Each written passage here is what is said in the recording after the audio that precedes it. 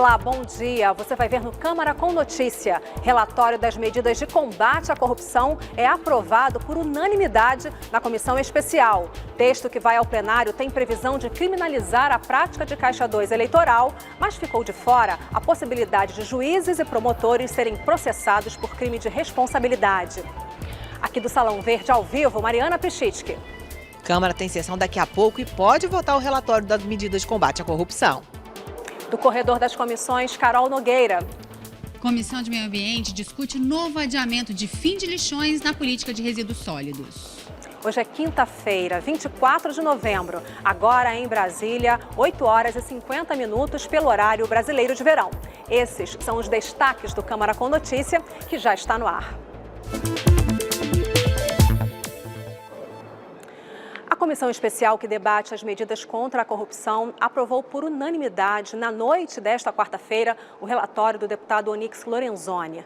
Nos últimos dias, o relator se reuniu com diversos líderes de partidos, instituições da área jurídica e consultores legislativos para chegar a um texto de consenso.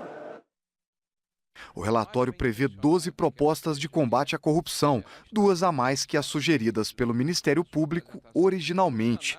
As medidas são: criminalização do enriquecimento, que não pode ser explicado pelo agente público; corrupção como crime hediondo; possibilidade de juiz decretar o processo como encerrado, caso seja apresentado um recurso apenas para atrasar o julgamento; possibilidade de o Ministério Público fechar com funcionários públicos acordos parecidos com as delações premiadas em casos de crimes administrativos; ampliação do prazo de prescrição penal para que atrasos na justiça não impeçam um criminoso de ser julgado; a admissibilidade de prova ilícita que tenha sido obtida de outra prova ilícita, desde que fique provado que seria possível chegar a estas provas por outros meios; punição do Caixa 2, multas a bancos que descumprirem ordens judiciais de fornecer dados sobre investigados; criação de meios para que os bens adquiridos de forma ilegal sejam mais facilmente apreendidos pelo Estado;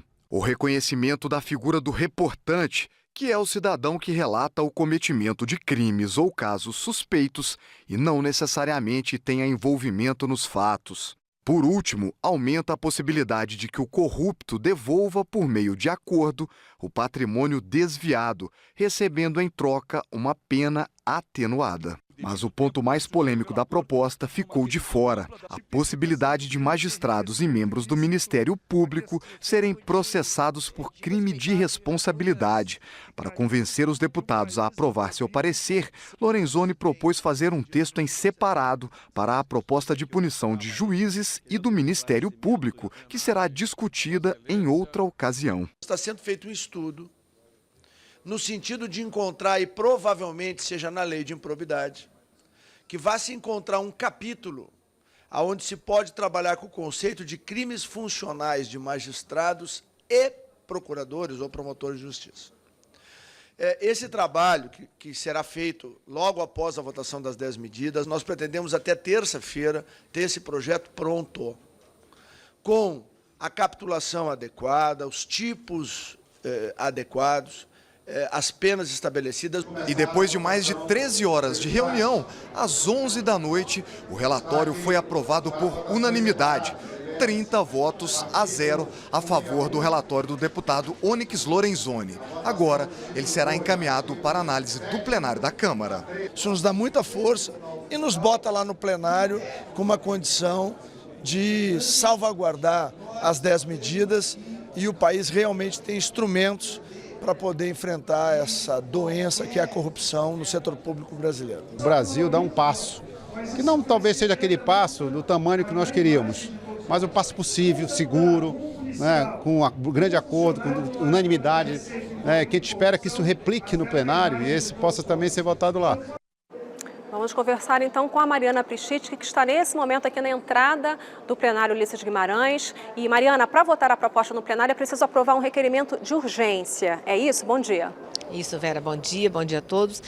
Não está na pauta do plenário oficialmente, dessa sessão começa daqui a pouquinho às 9h, mas existe a possibilidade de ser apresentado um pedido de urgência para esse projeto, que ele seja discutido ainda hoje aqui na Câmara. Nós estamos com o deputado Adelmo Carneiro Leão, que é do PT de Minas, e a deputada Carmen Zanotto, que é vice-líder do PPS. Nós vamos conversar um pouco sobre essa possibilidade de tratar desse assunto hoje ainda, já que o que está na pauta é aquele projeto que muda as regras de auxílio-doença e outros benefícios do INSS, substituindo a medida provisória que perdeu a validade. Deputado Adelmo Carneiro Leão, você acha que é possível discutir esse assunto ainda hoje, depois de 13 horas ontem na comissão? Bom dia.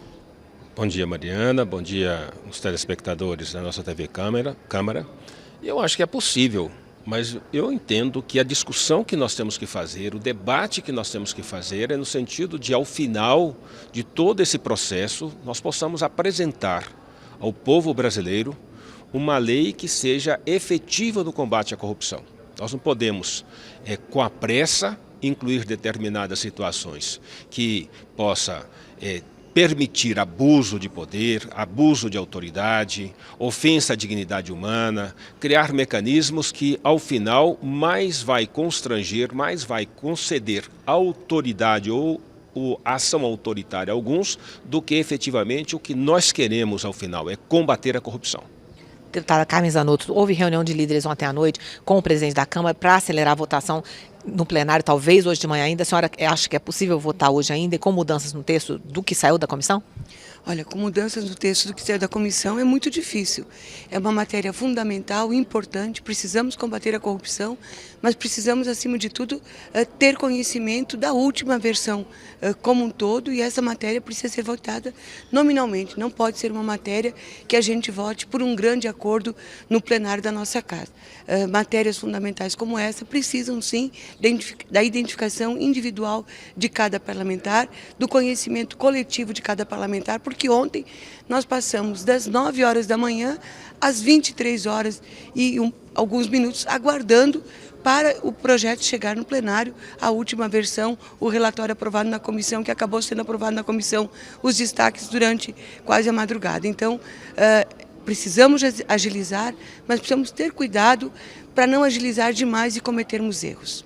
Deputada, existe a especulação de que em plenário seria aprovada uma emenda dando uma anistia expressa à Caixa 2 cometido até então, essa anistia na lei eleitoral. O que a senhora acha disso? Esse é o grande problema, nós não podemos anistiar o Caixa 2 em hipótese alguma.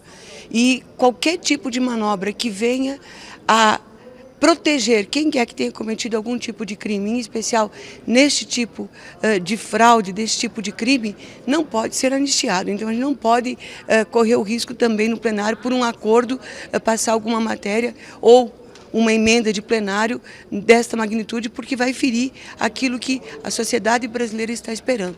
E esse é o grande debate nacional, não é nem o conjunto das 10 medidas, é se vamos estar ou não anistiando aqueles que cometeriam esse tipo de crime. E isso não se deve fazer em hipótese alguma. Deputada Adelmo Carneiro Leão, nessa reunião de líderes de noite até madrugada, inclusive com o presidente da Câmara, participaram integrantes do PT. Você acha que é possível sair um acordo? Vai ter ou não anistia para a Caixa 2? Eu acredito que não vai ter anistia. Há uma polêmica, inclusive, dentro do próprio Partido dos Trabalhadores.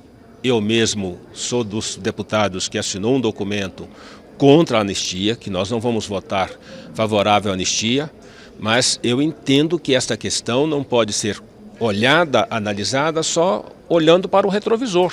Nós temos que olhar para a frente. Nós temos que conceituar adequadamente Caixa 2, criar os mecanismos de controle que sejam universais e que não permita que essa situação seja analisada e seja tratada de maneira arbitrária em cada canto, em cada lugar. Ou em alguns lugares o Caixa 2 é guardado na gaveta e nada se faz para combatê-lo. Em outros lugares os menores delitos de Caixa 2 são utilizados como instrumento de ação política política para poder constranger a ação política, e isso nós não podemos permitir. O Estado democrático de direito exige que esse tratamento seja universal, igualitário, para que a gente possa realmente fazer com que o processo político seja feito com a maior transparência possível e que o fator econômico não seja, como está sendo no Brasil, um fator determinante de quem comanda esse país, seja nas câmaras de vereadores, nas prefeituras, no Congresso Nacional, em todos os cantos. Nós não podemos permitir isso e o Caixa 2 é um instrumento que realmente tem feito essa diferença e por isso mesmo nós não podemos anistiá-lo. Deputada Delma Carneiro Leão, deputada Carmen Zanotto, obrigada pela entrevista. Vamos continuar acompanhando os movimentos e a sessão daqui a pouquinho. Vera. Obrigada, Mariana. Vamos agora, então, para o corredor das comissões, saber a agenda de debates por lá hoje com a repórter Carolina Nogueira. Bom dia, Carol. Bom dia, Vera. A gente começa falando de uma audiência pública, que começa agora daqui a pouco de manhã, na manhã de hoje ainda, na Comissão de Desenvolvimento Econômico, que vai discutir a cadeia produtiva do cacau. Num dia com tantas tensões aí, um assunto que poderia ajudar a gente a aliviar um pouco essas tensões. Quem é que não gosta de chocolate, né? A gente vai conversar com o deputado Helder Salomão, do PT do Espírito Santo. Deputado, essa audiência pública, então, vai discutir 2 projetos diferentes, mas que tratam da cadeia produtiva do cacau aqui no Brasil. Que projetos são esses e como que eles podem ajudar a melhorar a produção do cacau brasileiro? Bom, eu sou relator dos 2 projetos. O projeto do deputado Félix Mendonça, que propõe medidas restritivas para a importação do cacau de países que não cumprem normas e padrões ambientais rígidos como o Brasil hoje impõe na sua legislação.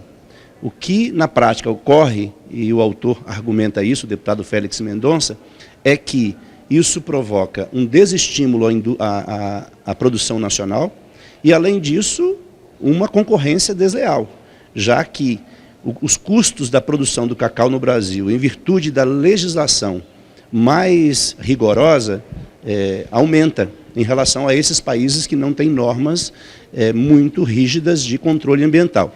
Esse é um projeto que nós vamos debater especialmente com o governo e com os produtores, os representantes das associações de produtores de cacau. Um outro projeto do deputado Geraldo Simões. Este trata da composição do chocolate no Brasil. Chocolate branco, chocolate como nós conhecemos, a manteiga do cacau, cacau em pó e em tantos outros chocolates. E o objetivo é a gente discutir com a indústria processadora, com a indústria de alimentos, com o governo, a qualidade desse produto e adequar o nosso chocolate aos padrões internacionais para que a gente tenha não só um chocolate de melhor qualidade, como mais saúde e mais prazer para quem consome chocolate no nosso país. Deputado Helder, a gente vai ter que acompanhar isso mais tarde, enquanto a comissão estiver discutindo, porque o plenário abriu e a gente tem que devolver a nossa entrevista aqui para a Vera, porque o plenário começou a sessão aqui no plenário Ulisses Guimarães. Vera, com você. Isso mesmo, Carol. Essa edição do Câmara com Notícia está chegando ao fim. A gente pode voltar a qualquer momento durante a nossa programação com mais informações para você. Hoje é quinta-feira, 24 de novembro. Neste momento em Brasília, 9h02 pelo horário brasileiro de verão. A gente então passa a transmitir agora a íntegra da sessão extraordinária no plenário Ulisses Guimarães.